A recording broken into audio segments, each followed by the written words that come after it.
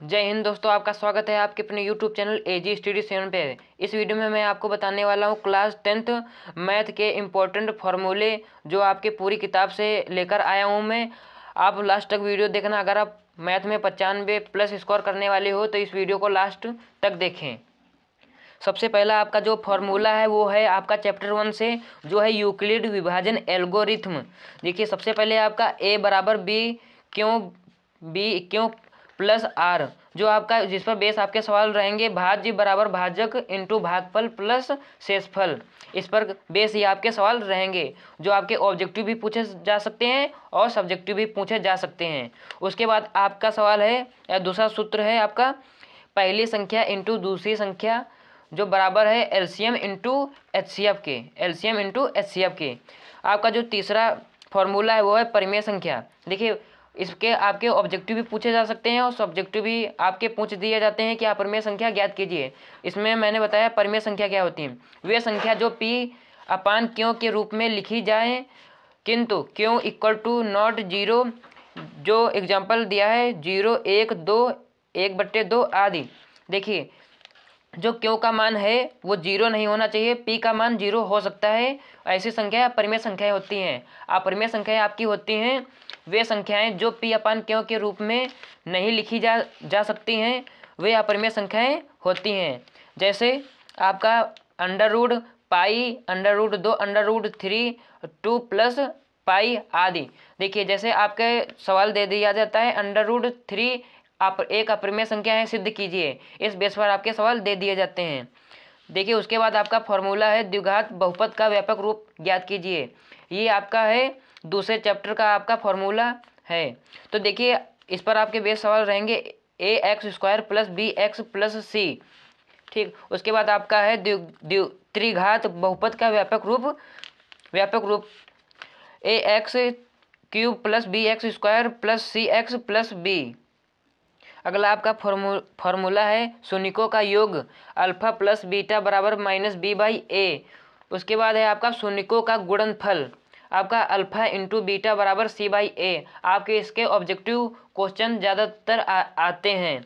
उसके बाद आपका है a1 अपान a2 प्लस b1 अपान b2 प्लस c1 अपान c2। ये आपका तीसरा चैप्टर के आपके फॉर्मूला हैं, जिसमें आपके क्वेश्चन आते हैं 3 या 4 नंबर के आपके क्वेश्चन हर बार बोर्ड एग्जाम में पूछे जाते हैं। तो इसमें आपको बताना होता है, आपको आलेखन सहित आपको संपादित करना होता है। देखो,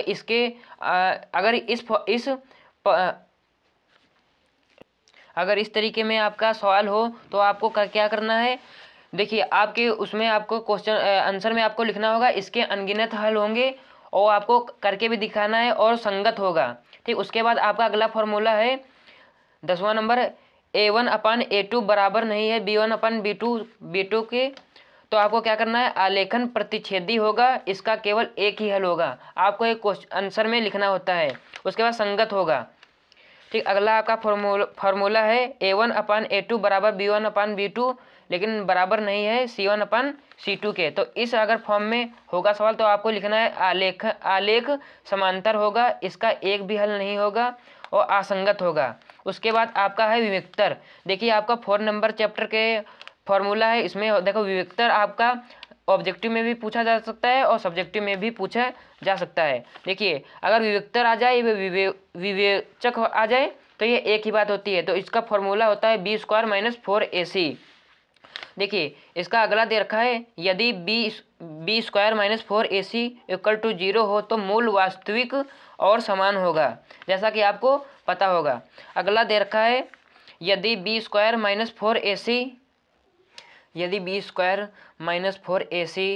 लेस देन 0 हो तो मूल वास्तविक और असमान होंगे, और यदि b² - 4ac ग्रेटर देन 0 हो तो मूल वास्तविक नहीं होगा। उसके बाद आपका दे रखा है द्विघाती सूत्र, जिसे श्रीधराचार्य विधि भी कहा जाता है। ये दोनों एक ही फॉर्मूला होता है। देखिए, ये होता है b - b plus minus under root b² - 4ac upon में 2a। और उसके बाद आपका है द्विघात समीकरण। देखिए, द्विघात समीकरण कैसे आपको सॉल्व करना होता है वो इस फॉर्म में दिया होता है ax² plus bx plus c equal to 0 और द्विघात बहुपद में इक्वल टू 0 नहीं होता है और द्विघात समीकरण में इक्वल टू 0 होता है। देखिए इसे आप गुणनखंड विधि से आप सॉल्व करते हैं। उसके बाद आपका है मूल बिंदु। देखिए मूल बिंदु आपका होता है √x² प्लस y²। उसके बाद है दो बिंदुओं के बीच की दूरी का आपका फॉर्मूला होता है √x2 - x1 का whole square plus y2 - y1 का होल स्क्वायर। आपका दो फॉर्म में दिया होता है, एक तो आपका x2 पहले होता है और एक फॉर्म में x1 आपका पहले होता है। ये एक ही फार्मूला है, आपको टेंशन लेने की ज़रूरत नहीं है। कोई टीचर x2 से पहले पढ़ाते हैं, कोई x1 पहले पढ़ाते हैं, तो ये सेम ही फार्मूला है। उसके बाद आपका फार्मूला है दूसरा, मध्य बिंदु की दूरी का निर्देशांक। ये है x1 प्लस x2 अपान 2 y1 प्लस y2 अपान 2। अगर आपका फॉर्मूला है त्रिभुज का केंद्र का निर्देशांक, ये आपका 7वें चैप्टर का है, जो आपका 10 से 12 नंबर का आपका क्वेश्चन पूछे जाते हैं बोर्ड एग्जाम में। ये बहुत ही मोस्ट इंपॉर्टेंट है, इसमें बहुत सारे सूत्र हैं जिसे आपको याद करने होते हैं, तो आप इसे नोट कर लीजिए। उसके बाद अगला है आपका त्रिभुज का केंद्र का निर्देशांक। आपका है x1 plus x2 plus x3 अपान में 3 y1 plus y2 plus y3 अपान में 2 अपान में 3। अगर आपको कोई भी फॉर्मूला में आपको दिक्कत हो रही है तो कमेंट कीजिए, मैं इस पर प्रॉपर एक वीडियो लेकर आऊँगा। ठीक, अगर आप कमेंट कर दीजिए। उसके बाद विभाजन सूत्र, अगर आप कहेंगे तो मैं इस पर क्वेश्चन भी लेकर आऊँगा, जिसे आपको डिटेल से समझा सकूँगा और ऑब्जेक्टिव क्वेश्चन भी लेकर आऊँगा। ठीक, विभाजन सूत्र आपका होता है m1 x2 plus m2 x1 अपान m1 plus m2 m1 y2 plus m2 y1 और अपान में m1 प्लस m2। 20 नंबर आपका फॉर्मूला है त्रिभुज का क्षेत्रफल होता है 1/2 ब्रैकेट में x1 फिर ब्रैकेट में y1 माइनस y3 ब्रैकेट बंद plus x2 bracket y3 minus y1 bracket बंद plus x3 bracket y1 minus y2 bracket बंद। ये आपका त्रिभुज का क्षेत्रफल का फॉर्मूला है, जिस पर आपके बेस सवाल आ जाते हैं। ठीक, आपका अगला है फॉर्मूला है आपका 8 चैप्टर का है, जो सबसे बेस आपको ये ऑब्जेक्टिव क्वेश्चन में तो आपको परमानेंटली देखने को आपको मिलेगा ही। तो देखिए इस पर कैसे आपका सवाल आते हैं कि कर्ण दिया होगा, लंब दिया होगा, आधार पूछ लेगा, आधार दिया है तो और लंब दिया है तो कर्ण पूछ लेगा, मतलब घुमा फिरा कर आपके पूछ लेता है तीनों में से एक चीज़। तो देखिए कर्ण अगर आपसे पूछे तो आपको क्या कौन सा फॉर्मूला लगा देना है √ लंब स्क्वायर प्लस आधार स्क्वायर। तो देखिए अगर आप इस पर स्क्वायर चढ़ा देंगे और अंडर हटा देंगे तो एक ही बात है। अगर आपको फॉर्मूला देखने को मिले कर्ण स्क्वायर, लंब स्क्वायर और आधार स्क्वायर और अंडर नहीं है तो कोई बात नहीं, वैसे भी सही है और इस तरह से भी सही है। और लंब पूछे तो है अंडर कर्ण स्क्वायर प्लस आधार स्क्वायर, ये है। अगर आधार पूछे तो अंडर कर्ण स्क्वायर माइनस लंब स्क्वायर, और लंब का आपका है अंडर कर्ण स्क्वायर माइनस आधार स्क्वायर है। उसके बाद आपका है साइन। देखिए साइन का आपका होता है लंब बट्टे कर्ण और साइन का उल्टा होता है कौशिक थीटा। कौशिक थीटा का आपका है कर्ण बट्टे लंब, मतलब साइन जैसे लंब बट्टे कर्ण का उल्टा कर्ण बट्टे लंब हो गया, ऐसा साइन का उल्टा ही होता है, क्या होता है आपका कौशिक थीटा होता है। और कॉस थीटा का उल्टा होता है आपका सेक थीटा। कॉस थीटा का क्या होता है सेक थीटा। कॉस थीटा का होता है आधार बट्टे कर्ण और सेक का होता है कर्ण बट्टे आधार। इस तरीके से टेन भी उल्टा होता है, कॉट भी उल्टा होता है टेन का। टेन का आपका दे रखा है लंब बट्टे आधार और कॉट का आधार बट्टे लंब। उसके बाद आपका दे रखा है फॉर्मूला 23 नंबर आपका sine theta into cosec theta बराबर 1 और साइन थीटा बराबर 1 कॉसेक थीटा के बराबर होता है। उसके बाद कॉसेक थीटा बराबर होता है 1 साइन थीटा के। इस पर आपके बेस सवाल आपके मिल जाएंगे, ये भी आपके फॉर्मूला बहुत इंपॉर्टेंट हैं। और 24 नंबर आपका फॉर्मूला है cos theta into sec theta बराबर 1 और कॉस थीटा बराबर 1 सेक थीटा और सेक थीटा बराबर 1 कॉस थीटा। उसके बाद आपका दे रखा है 25 number tan theta into cot theta बराबर 1, टेन थीटा बराबर 1 कॉट थीटा और कॉट थीटा बराबर 1 टेन थीटा। उसके बाद आपका दे रखा है टेन थीटा। टेन थीटा देखिए साइन अपान कॉस अगर लिखा हो तो टेन थीटा लिख सकते हैं, और टेन थीटा अगर लिखा हो तो साइन अपान कॉस थीटा भी लिख सकते हैं। इस तरीके से अगर आपका कॉट लिखा है कॉस अपान साइन थीटा के रूप में तो कॉट लिख सकते हैं, अगर कॉट की जगह पे ये भी लिख सकते हैं। 27 नंबर आपका है sine square theta plus cos square theta बराबर 1। उसके बाद sec square theta minus cos square theta बराबर 1। Cosec square theta minus cot square theta बराबर 1। ये आपके ऑब्जेक्टिव क्वेश्चन के दौरान पूछे जा सकते हैं और सब्जेक्टिव क्वेश्चन में भी पूछे जा सकते हैं। अगर आपको समीकरण दे दिया जाता है उसके आपको सॉल्व करना होता है। अगला नंबर है देखिए जो ये बहुत ही महत्वपूर्ण है, त्रिकोणमिति सारणी आपको याद ही करना पड़ता है।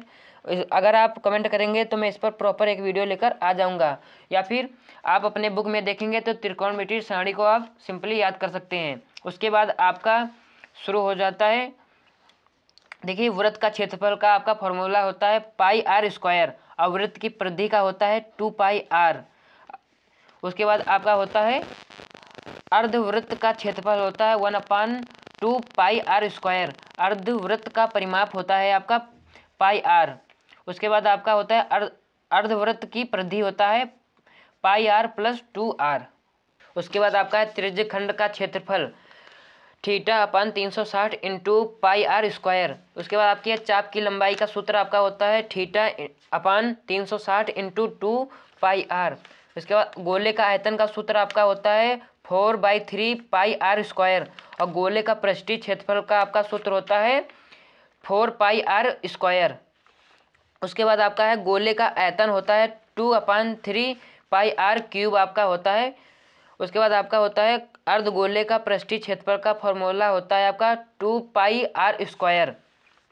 उसके बाद बेलन का आयतन का आपका फॉर्मूला होता है पाई आर स्क्वायर एच। बेलन का वक्रपृष्ठ का क्षेत्रफल होता है 2 पाई आर एच, और बेलन का कुल पृष्ठ का क्षेत्रफल होता है 2 पाई आर और ब्रैकेट में आर प्लस एच। देखिए शंकु का आयतन का होता है 1/3 पाई आर स्क्वायर एच, और शंकु का वक्रपृष्ठ का क्षेत्रफल होता है पाई आर एल, और शंकु का कुल वक्रपृष्ठ का क्षेत्रफल होता है pi R L plus pi R square.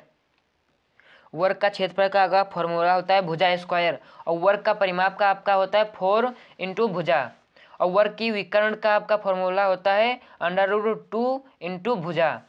फिर आपका आयतन का फॉर्मूला आ जाता है, आयतन का क्षेत्रफल का होता है लंबाई इंटू चौड़ाई। आयतन का परिमाप होता है 2 लंबाई प्लस चौड़ाई ब्रैकेट में।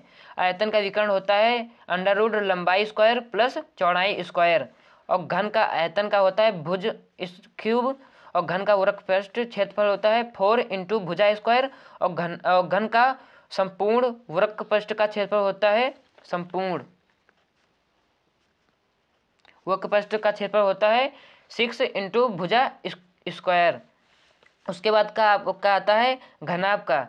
ये घनाभ का आयतन होता है, ये गलती से लिख गया था, लंबाई इंटू चौड़ाई इंटू ऊंचाई, और जो आपका घनाभ का कुल पृष्ठ क्षेत्रफल होता है वो होता है आपका 2 ब्रैकेट में लंबाई इंटू चौड़ाई प्लस चौड़ाई इंटू ऊंचाई प्लस ऊंचाई और इंटू लंबाई। ये आपका होता है घनाभ का कुल पृष्ठ का क्षेत्रफल का फॉर्मूला। उसके बाद घनाभ का विकर्ण होता है √ लंबाई स्क्वायर प्लस चौड़ाई स्क्वायर प्लस ऊंचाई।